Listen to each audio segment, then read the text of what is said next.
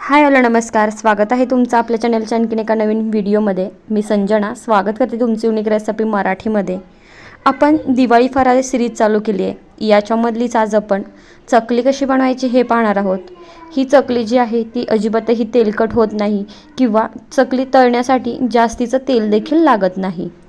आपण भाजणीची चकली बनवली तर ती जास्त तेलकट बनते किंवा ती तेल जास्त शोषून घेते। आज आपण इथं गव्हाच्या पिठापासून आणि तांदळाच्या पिठापासून चकली बनवणार आहोत। ही चकली जी आहे ती एकदम कुरकुरीत अशी बनते आणि खुसखुशीत होते, खाण्यासाठी अप्रतिम लागते। इथं आपण चकली मसाल्याचा देखील अजिबात वापर करणार नाही, तर घरगुती मसाल्यांपासून आणि घरगुती पिठांपासून ही चकली जी आहे ती बनवणार आहोत। तत्पूर्वी चॅनलवर जर नवीन असाल तर चॅनलला सबस्क्राईब करा आणि बेल आयकॉन प्रेस करा, जेणेकरून माझ्या येणाऱ्या नवनवीन व्हिडिओचे नोटिफिकेशन तुम्हाला लवकरात लवकर मिळतील। चला तर मग आपण वेळ न घालवता रेसिपीला सुरुवात करूया। आज आपण इथं वजनी प्रमाण आणि कपाचं प्रमाण दोन्ही प्रमाणामध्ये चकली कशी बनवायची हे पाहणार आहोत। इथं मी 2 कप गव्हाचं पीठ घेणार आहे। पीठ घेताना आपल्याला स्वच्छ चाळून घ्यायचं आहे आणि हे जे पीठ आहे ते मोजण्यासाठी वाटीचा किंवा एखाद्या कपाचा वापर करायचा आहे। इथं मी 2 वाटी गव्हाच्या पिठासाठी 1 वाटी तांदळाचं पीठ वापरणार आहे। तांदळाच्या पिठामुळे आपली जी चकली आहे ती चांगली खुसखुशीत बनते आणि कमी तेलकट होते। तर 2 कप पिठासाठी 1 कप तांदळाचं पीठ हे अगदी परफेक्ट मेजरमेंट आहे। तुम्हाला जर जास्त बनवायचे असेल तर एखाद्या मोठ्या ग्लासचा वापर करा आणि त्या अंदाजे याचं माप घ्या। तर हे जे आपण घेतलेलं जे पीठ आहे ते एका रुमालावरती हे पीठ जे आहे ते आपल्याला बांधून घ्यायचं आहे। या पिठाची आपल्याला उकड काढून घ्यायची आहे। कपडा घेताना शक्यतो व्हाईट कलरचा कपडा वापरा, जेणेकरून आपल्या पिठाला जर दुसऱ्या कुठल्या कलरचा कपडा वापरलात तर कलर लागेल। जर व्हाईट कलरचा कपडा वापरलात तर आपल्या पिठाला अजिबातही कलर लागणार नाही। आता याची आपण चांगली अशी आवळ गाठ बांधून घेणार आहोत आणि हे जे पीठ आहे ते आपल्याला कुकरमध्ये उकडून घ्यायचं आहे। हे पीठ जे आहे ते 10 मिनिट आपल्याला उकडून घ्यायचं आहे। त्याच्यासाठी आता एका डब्यामध्ये हे जे पीठ आहे ते आपल्याला ठेवून घ्यायचं आहे। गाठ बांधताना आपल्याला व्यवस्थित गाठ बांधून घ्यायची, जेणेकरून आतमध्ये आपलं पाणी जाणार नाही। तर इथं मी छान अशी गाठ बांधून घेतली आहे आणि डब्यामध्ये जो गाठ बांधलेला रुमाल आहे तो ठेवून घेतला आहे। आता घेतलेला जो डबा आहे तो आपण कुकरमध्ये ठेवून घेणार आहोत। सुरुवातीला आपल्याला कुकरमध्ये थोडंसं पाणी घालून घ्यायचं आहे आणि त्याच्यामध्येच आपण जो पीठ ठेवलेला डबा आहे तो ठेवून घ्यायचा आहे। आता याला आपण झाकण लावून घेऊया, पण झाकण लावण्यापूर्वी आपल्याला याची शिट्टी जी आहे ती काढून घ्यायची आहे, जेणेकरून जे काही झाकणाला जे पाणी वर साचून राहील ते पाणी जे आहे ते आपल्या रुमालावरती पडणार नाही। आता इथं मी या कुकरची शिट्टी जी आहे ती काढून घेतली आहे आणि आता आपण ही 10 मिनिट पीठ जे आहे ते असंच वाफवून घेणार आहोत। तर 10 मिनिट मी चांगलं असं हे पीठ जे आहे ते वाफवून घेतलं आणि 5 मिनिट पीठ जे आहे ते थंड करून घेतलं।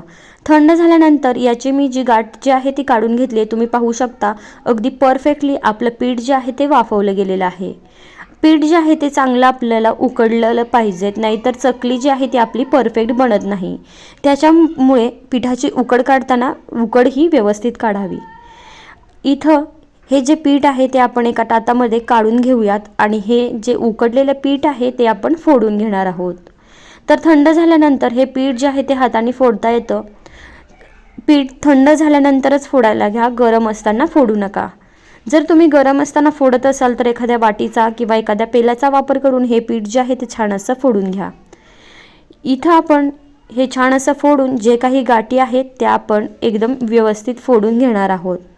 तर छान असं इथं मी हे पीठ जे आहे ते व्यवस्थित फोडून घेतले आणि थोड्याफार ज्या काही गाठी शिल्लक आहेत त्या आपण जेव्हा पीठ चाळतो तेव्हा देखील फुटल्या जातात।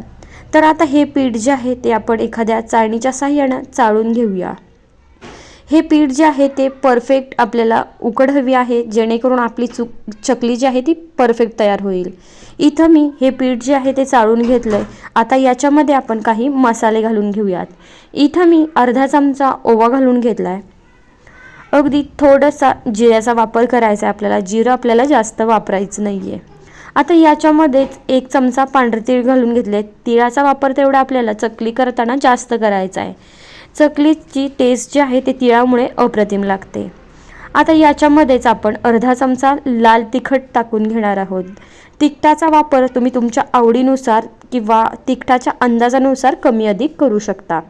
आता याच्यामध्येच मी अगदी थोडीशी हळद घालून घेतली आहे। हळद आपल्याला जास्त घालायची नाही आहे, नाहीतर हळदीमुळे आपली चकली जी आहे ती जास्त डार्क कलरची बनते।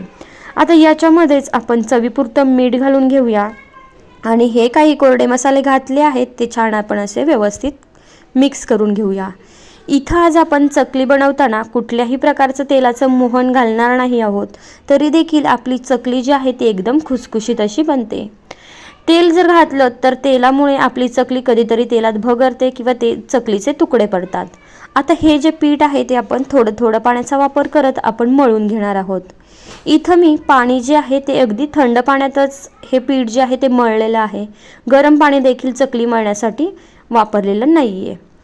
थंड पाण्याचा वापर करून हे पीठ जे आहे ते आपल्याला परफेक्ट असं भिजवून घ्यायचं आहे। तर थोडा थोडा पाण्याचा वापर करत अगदी हे पीठ जे आहे ते आपण भिजवून घेणार आहोत। एकदम पाण्याचा देखील आपल्याला वापर करायचा नाहीये, नाहीतर आपली पीठ जे आहे ते पातळ बनू शकतं। चकलीमध्ये मसाला वापरताना कमी रंगाचा मसाला वापरा, जेणेकरून चकली जी आहे ती दिसायलाही चांगली दिसेल आणि चवीलाही छान लागेल। जर जास्त तुम्ही डार्क कलर असलेला जर ह्याच्यामध्ये मिरची पावडर वापरली तर चकलीला कलर आपल्याला हवा तसा येत नाही। तर इथं मी थोडा थोडा पाण्याचा वापर करून छान असं हे पीठ जे आहे ते भिजवून घेतले। आता आपण याच्या चकल्या बनवायला घेऊयात। इथं एका शेवग्याला छान असं आपल्याला तेल लावून घ्यायचं आहे। शेवग्यामध्ये चकली घालताना जी काही खरबडीत बाजू असते ती आतल्या साईडून घ्यायची, म्हणजे आपल्या चकलीला छान असे काटे पडतात। तर इथं मी जे आपलं पीठ आहे ते शेवग्यामध्ये फिलअप करून घेतले आणि आता आपण याच्यात चकल्या घालून घेऊयात। शेवग्याला तेल लावल्यामुळे आपलं जे पीठ आहे ते काळं पडत नाही किंवा शेवग्याला देखील चिकटत नाही। आता आपण याच्यात चकल्या घालून घेऊयात। तुम्हाला जेवढ्या आकारामध्ये चकल्या हव्या आहेत तेवढ्या आकारामध्ये तुम्ही चकल्या घालू शकता, पण जास्त मोठ्या देखील चकल्या घालू नका, जेणेकरून त्याचे जे कडेचे आपण घातलेले वेडे आहेत ते तेलात टाकल्यावरती सुटले जातील। आपण चकली घालून झाल्यावरती शेवटचं जे टोक आहे ते अगदी आपल्याला कडेच्या पिठाला जे आहे ते चिकटवून घ्यायचं आहे, जेणेकरून आपली चकली जी आहे ती तेलात टाकल्यावरती आपलं टोक जे आहे ते सुटलं जाणार नाही। आणि चकलीचे वेडे घालत असताना अगदी जवळजवळ घेऊन चकली घालायची, जेणेकरून चकली दिसायला अगदी अप्रतिम दिसेल। तुम्ही ते पाहू शकता, अगदी छान असे आपल्या चकलीला काटे देखील पडलेले आहेत। चकली घालताना चकलीचा खडबडीत जो भाग असतो तो आतल्या साईडला केल्यामुळे आपल्या चकलीला छान असे काटे पडतात। तर ही चकली जी आहे ती खाण्यासाठी एकदम अप्रतिम लागते आणि बनवायला देखील जास्त त्रास घ्यावा लागत नाही किंवा कुठल्याही प्रकारची भाजणी याच्यामध्ये आपल्याला बनवावी लागत नाही। तर आपण उरलेल्या देखील चकल्या अशाच प्रकारे बनवून घेणार आहोत। इथं आपल्या सर्व चकल्या ज्या आहेत ते बनवून झालेत। आता आपण चकल्या तळून घेऊयात।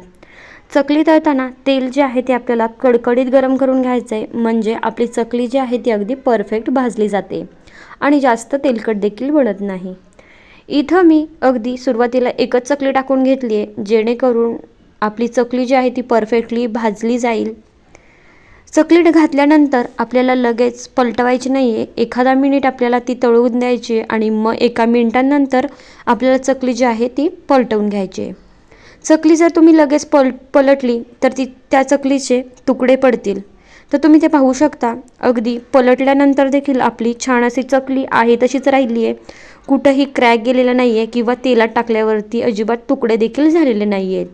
इथं आपण तेलाचं मोहन अजिबातही वापरलेलं नाही आहे किंवा गरम पाण्याचा वापर देखील केलेला नाही आहे, तरी अगदी आपली परफेक्ट अशी चकली जी आहे ती तयार झालेली आहे। तर तुम्ही ते पाहू शकता, तळल्यानंतर अगदी सुरेख अशी आपली चकली जी आहे ती दिसत आहे। अगदी काटे देखील व्यवस्थित आपल्या चकलीला आलेले आहेत। ही चकली जी आहे ती काढून घेऊया आणि उरलेल्या चकल्या देखील आपण याच प्रकारे तळून घेणार आहोत।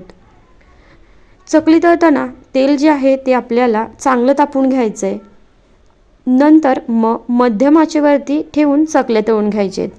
जास्त आचेवर चकल्या तळल्यास वरून लाल होतात व आतून कच्च्याच राहतात व थोड्या वेळाने मग मऊ पडतात। चकल्या पूर्णपणे थंड झाल्यानंतर आपल्याला डब्यात भरून घ्यायचे, जेणेकरून अगदी शेवटपर्यंत आपली चकली जी आहे ती एकदम कुरकुरीत राहील।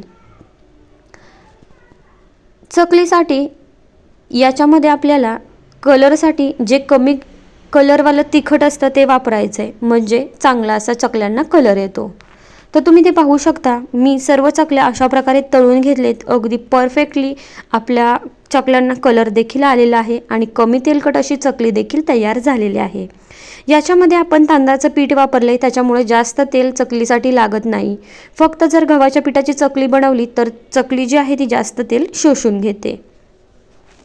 एकदम आपली जशी मार्केटमध्ये मिळते तशीच कुरकुरीत खुसखुशीत चकली तयार झालेली आहे. अगदी घरगुती साहित्यातच आपण ही आज चकली बनवलेली आहे. तरी देखील अगदी शेवटपर्यंत ही चकली जी आहे ती अगदी कुरकुरीतच राहते. तर याच्यामधली एक चकली जी आहे मी तुम्हाला तोडून दाखवते. तुम्ही ते पाहू शकता की ही चकली जी आहे ती आपली किती खुसखुशीत आणि कुरकुरीत झालेली आहे ती. तर तेलात टाकल्यानंतर अजिबात देखील भगरलेली नाही आहे किंवा ह्याचे तळल्यानंतर देखील अजिबातही तुकडे झालेले नाही आहे. तर एकदम परफेक्ट अशी आपली ही चकली जी आहे ती तयार झालेली आहे. आय होप आजचा व्हिडिओ तुम्हाला आवडलाच असेल. व्हिडिओ आवडला असेल तर व्हिडिओला लाईक, शेअर आणि सबस्क्राईब करायला अजिबात विसरू नका. वेळात वेळ काढून व्हिडिओ पाहिल्याबद्दल खूप खूप धन्यवाद. पुन्हा भेटूया अशाच एका नवीन आणि इंटरेस्टिंग रेसिपीसोबत.